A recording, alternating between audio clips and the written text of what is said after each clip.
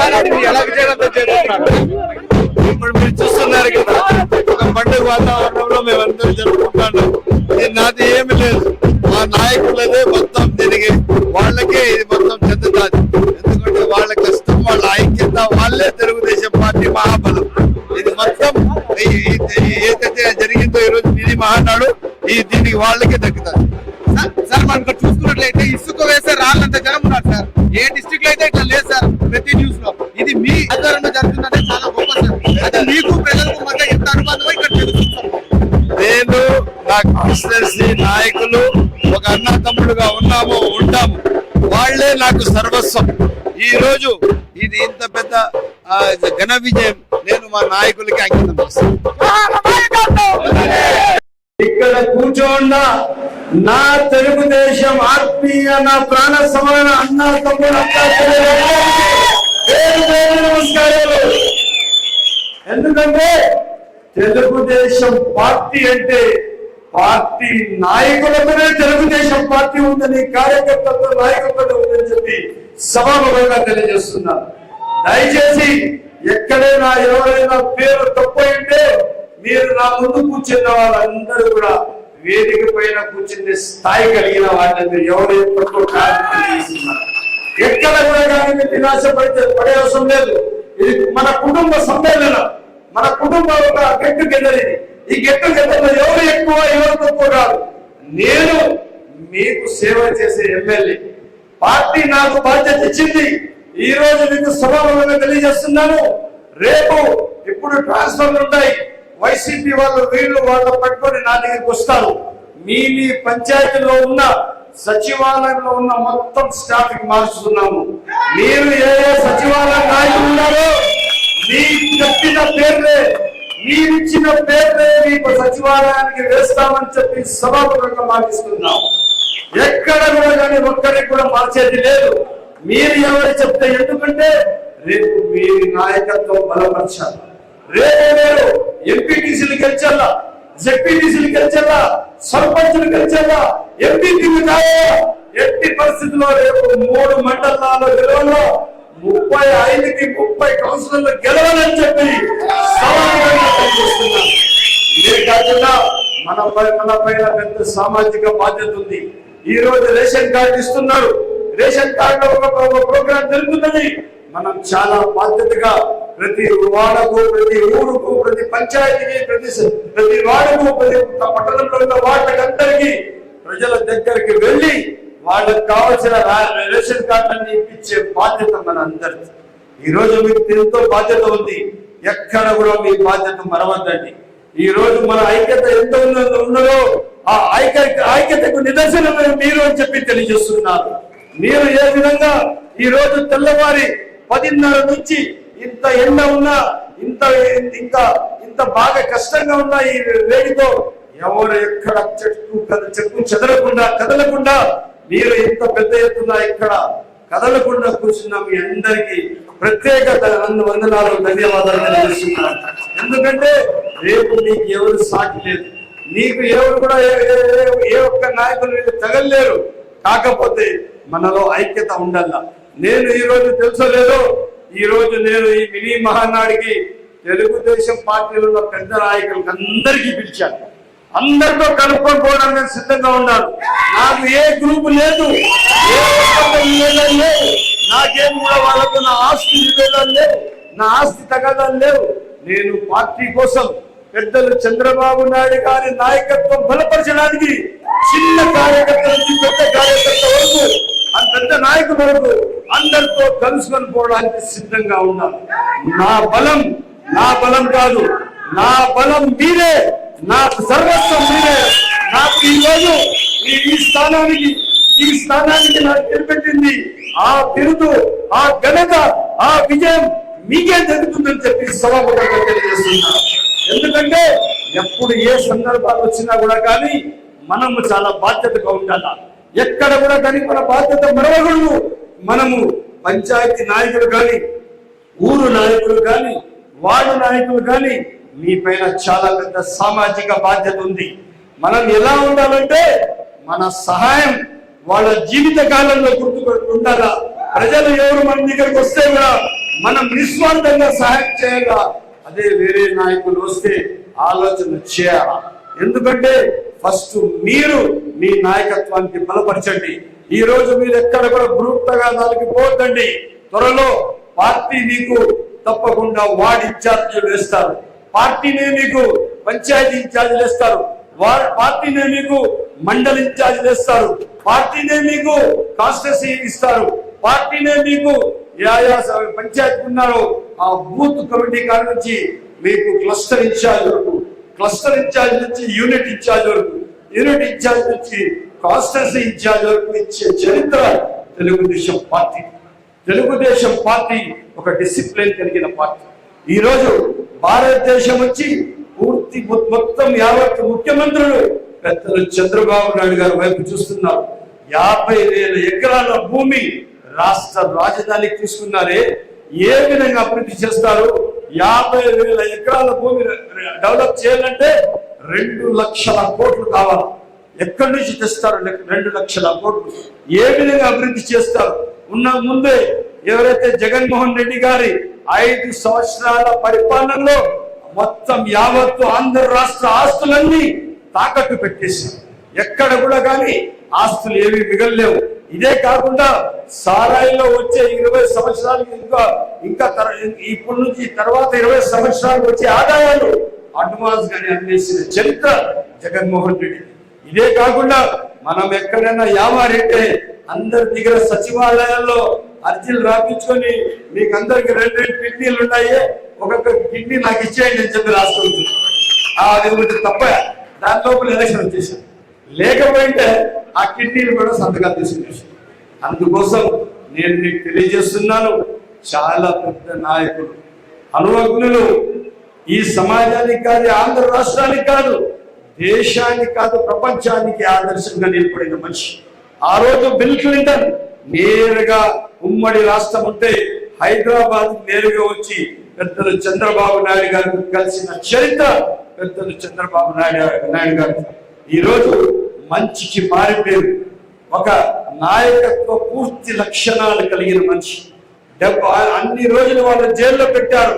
65 రోజులు జైల్లో పెడితే దాదాపు ఈ రోజు చంద్రబాబు నాయుడు గారు పవర్ వచ్చిన తర్వాత కూడా వాళ్ళ పైన ఎక్కడ అరాచకం చేయొద్దండి, వాళ్ళ పైన మీరు 5 రోజులు చేయొద్దండి, ఎవరు తప్పు చేస్తే వాడిని శిక్షిస్తాం అదే మాట మాట్లాడుతున్నారు. కానీ ఈ రోజు పోలీస్ వ్యవస్థ సెంట్రల్ గవర్నమెంట్ మన చేతిలో ఉంది. మన సపోర్ట్ పూర్తిగా సెంట్రల్ గవర్నమెంట్ ఇచ్చాం.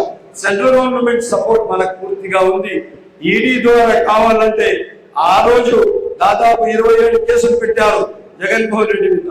ఈ రోజు ఇంకొక 15 కేసులు పంపించి జైలుకి పంపించవచ్చు. ఏ మాత్రం అటువంటి తప్పు చేయలేదు. పెద్దలు చంద్రబాబు నాయుడు గారు ఒక మహనీయులు. ఒక దేశానికి కాదు, రాష్ట్రానికి కాదు, దేశానికి ఆదర్శవంతమైన ముఖ్యమంత్రి. మాట తీరు కానీ పనితనం కానీ ఈ రోజు రాష్ట్రం ఆర్థికంగా కుదించిపోయింది.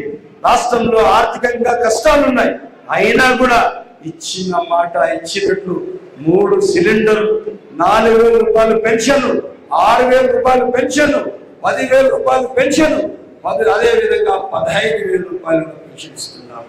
ఏ మనిషికి పూర్తిగా అంగవైకల్యం ఉంది, ఇంట్లో పడుకున్నారో ఆ మనిషికి ఆ కుటుంబ సభ్యులంతా ఏం చేశారంటే ఇది అంతా అయిపోయింది, ఎప్పుడు చచ్చిపోతాడో చచ్చిపోయి ఇంకా మాకు ఇది చాలా కష్టం అయిపోయిందని ఆలోచన చేశారు. అటువంటి మనిషికి పెద్దలు చంద్రబాబు నాయుడు గారు 15,000 ఇస్తానే, అయ్యో ఈయన ఇంకా బతికుంటే మాకు చాలా మంచిది, ఈ రోజు వీళ్ళకి చాలా అవసరం ఉంటే ఈయన ఉంటే నెలకు సరిపోయి ఇంటి ఖర్చులంతా 15,000 వచ్చేస్తా ఉంది, నువ్వు నా బాగుంటుంది నాయన అని ఇప్పుడు తెల్లారు లేస్తారు. ఆయన మొహం కడిగిస్తా ఉన్నారు, ఆయన బట్టలు తొడిగిస్తా ఉన్నారు, ఆయనకి కావాల్సిన టిఫిన్ ఇస్తా ఉన్నారు, కాఫీ ఇస్తా ఉంటారు. ఇప్పుడు వాళ్ళకు ఎవరైతే పూర్తిగా డిసేబుల్ ఉన్న మనుషులకు రాజ మర్యాదలు ఇప్పించిన చరిత్ర పెద్దలు చంద్రబాబు నాయుడు గారు. అదే తెలుగుదేశం పార్టీ. ఈ రోజు ఆయన దగ్గర ఎక్కడ కక్ష కూడిన రాజకీయాలు లేవు, కక్షతో కూడిన రాజకీయాలు చేయలేదు. ఆయనకి జైల్లో పెట్టిన వాళ్ళకు కూడా క్షమించి వదిలేశారు. పూర్తి కర్మలను అనుభవిస్తాతో దేవుడు అనేవాడు ఉన్నాడు. తప్పకుండా నా పైన చేసిన తప్పుకి నేను శిక్షించను, దేవుడే శిక్షిస్తానని చెప్పిన చరిత్ర పెద్దలు చంద్రబాబు నాయుడు గారు. ఈ రోజు రాష్ట్ర రాజధానికి దాదాపు 2 లక్షల కోట్లు కావాలా.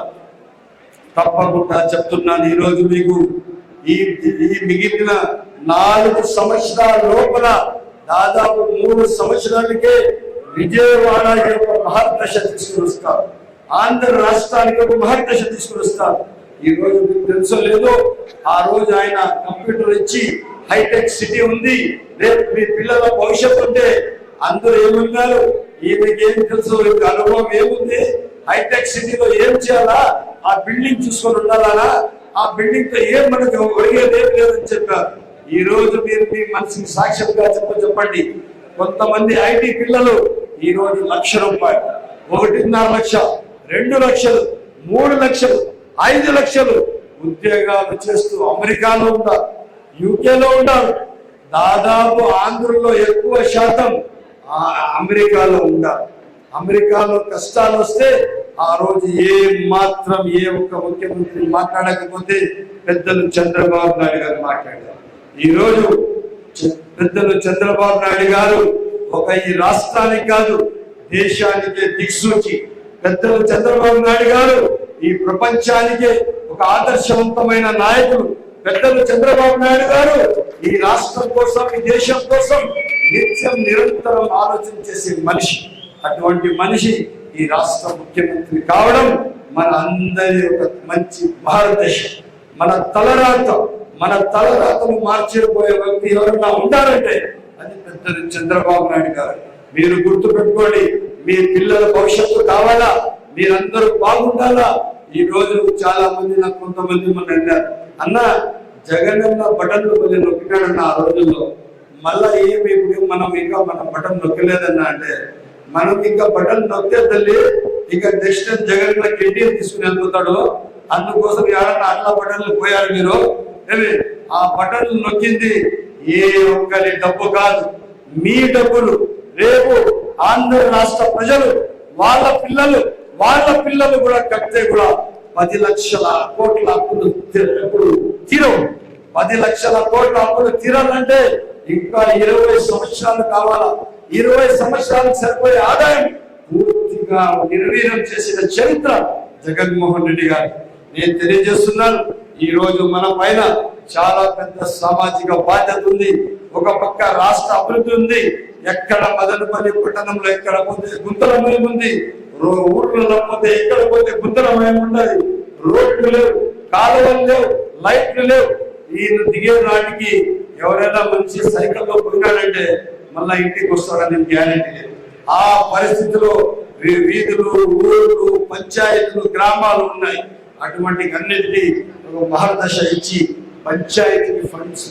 మీకు తెలుసా, వైఎస్ఆర్సీపీ నాయకులు ఎవరెవరు సర్పంచ్ కి 30 లక్షలు, 40 లక్షలు పెట్టి గెలిచారో వాళ్ళు ఈ రోజు కూడా అప్పు తీసుకోలేదు. వాళ్ళ దగ్గర డబ్బులు లేవు. వాళ్ళు పూర్తిగా ఎక్కడికక్కడ వాళ్ళకు సర్పంచ్ వచ్చిన డబ్బులన్నీ ఆయనే డ్రా చేసేసి నేరుగా రాష్ట్ర ఖజానాకి తీసుకునేశారు. ఈ రోజు రాష్ట్ర ఒక అతలాకుతలం అయిపోయి రాష్ట్ర కష్టాల్లో ఉంది. రాష్ట్రానికి ఎవరు కూడా ఆదుకునే వాళ్ళు లేరు. అటువంటి సందర్భంలో 164 సీట్ల చరిత్ర సృష్టించి ఒక్కసారికి పరిపాలనకు వచ్చిన చరిత్ర పెద్దలు చంద్రబాబు నాయుడు గారు.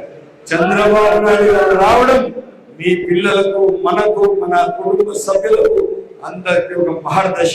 తప్పకుండా రాష్ట్ర అభివృద్ధి ధ్యేయంగా, రాష్ట్ర అభివృద్ధి దిక్సూచిగా, రాష్ట్ర అభివృద్ధి భవిష్యత్తుగా పనిచేసే మనిషి పెద్దలు చంద్రబాబు నాయుడు గారు. ఇదే కాకుండా మదనపల్లికి జిల్లా చేస్తామని మాట ఇచ్చాం. ఆ మాట కట్టుబడి ఉన్నాం. ఎక్కడ లేదు, ఖచ్చితంగా మదనపల్లి జిల్లా చేయడం మదనపల్లి వాసుల హక్కు అని చెప్పి తెలియజేస్తున్నాం.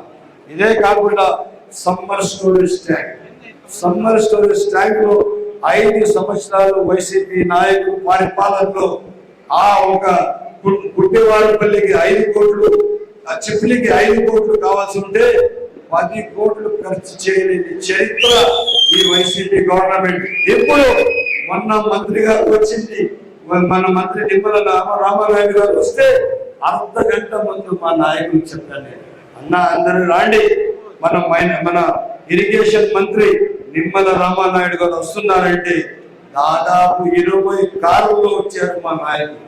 వచ్చి ఆయనే చూసి నేను మీకు ప్రోగ్రామ్ ఇవ్వలేదు, మీకు ఇక్కడ ఏం హాల్ట్ ఇవ్వలేదు, ఇంతమంది వచ్చారే.